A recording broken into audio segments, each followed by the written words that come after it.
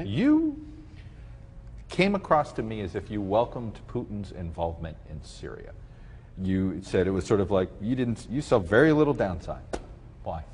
I'll tell you what, I am somebody that, and you know I've been saying this to you for a long time, I want our military to be beyond anything, no contest. And technologically, most importantly, because you're getting now, militaries have to be technologically advanced, so we probably have a big advantage. We do have a big advantage of that. But we are going to get bogged down in Syria. If you look at what happened with the Soviet Union in Afghanistan, that's when they went bankrupt. They went bankrupt. They were there so long, so you fought think so hard. You think Putin's going to get suckered into Syria? They're going to get bogged down. Everybody that's touched the Middle East, they've gotten bogged down. Now, Putin wants to go in. Putin does not want ISIS. I know they haven't hit him as hard as they should be hitting him because they're hitting Assad. They're hitting people we've trained. Excuse me. They're hitting people. We're talking about people that we don't even know. Right. The rebel group, we have no idea. I was talking to a general 2 days ago. He said, we have no idea who these people are. We're training people. We don't know who they are. We're giving them billions of dollars to fight Assad. And you know what? It's very possible. I'm not saying Assad's a good guy because he's probably a bad guy. But I've watched him interviewed many times.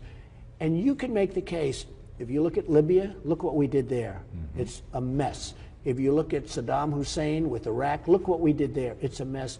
It's going to be the same thing. Do you think the Middle East would be better today if Gaddafi, Saddam, and Assad were sort of, if Saddam and Gaddafi were still there and Assad were stronger? Do you think the Middle East would be safer? It's not even a contest, Jack. It's not even a contest. Iraq is a disaster. And so it'd be better off if Saddam were in charge. Don't forget, ISIS came out of Iraq. Right. It was like the leftovers that didn't get taken care of. Let me button this up. If Saddam and Gaddafi, do you think things would be more stable? Of course it would be. You wouldn't have had your Benghazi situation, which is one thing, which was just a terrible situation. But of course it would. Libya is not even, nobody even knows what's going on over there. It's not even a country anymore. So you welcome Putin's involvement?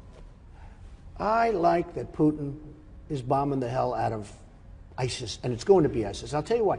Putin has to get rid of ISIS because Putin doesn't want ISIS coming into Russia. Why do you trust him and nobody else does? I don't trust him. I don't trust him at all. Other than we both got very good ratings the other night on 60 Minutes because it was with me and Putin. Can you believe this of all things? There you go. Right?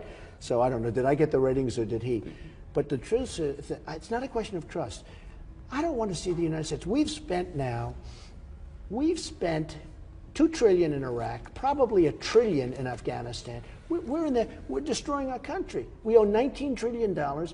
We're bogged down. Russia was bogged down in Afghanistan, meaning the Soviet Union. It broke up the Soviet Union. They're going to get bogged down. You watch. As sure as you're sitting there, and I'm the one that said don't do. See, you would Chuck, retreat. I said don't do Iraq. You would pull out of what we're doing in Syria No, right I'd now. sit back and this is not usually me talking, yeah. okay? Because I'm very proactive, right. as you probably know. I know. But I would sit back and let's see what's going on. Here's the problem to what you're saying in Syria. Mm-hmm. We are fighting Assad, and we're fighting for people and helping people that we don't even know who they are. And they may be worse than Assad. They may be worse, okay? They may be worse. And if Assad never happened, if you didn't have a problem in Syria, you wouldn't have the migration. You wouldn't be talking about all of these countries with what's going on in Europe. And now they're talking about taking 200,000 people that we don't even know who they are and bringing them to the United States. The whole thing is ridiculous. So I'm not justifying Putin. But you watch. He'll get bogged down there. He'll be there. He'll spend a fortune. He'll be begging to get out. Everybody that's gone to the Middle East has had nothing but problems. So President Trump, you're going to make our footprint in the Middle East smaller. Well, if you remember, number one, in 03, 04, I didn't want to be there. But if you get in office in 17, you're shrinking the footprint. I wanted to take the oil, okay? Right. I wanted to take the oil. You know who has the oil now? Iran has the oil. ISIS has the oil. You know who the biggest customer of the oil is? China. You know how much they spent? Nothing.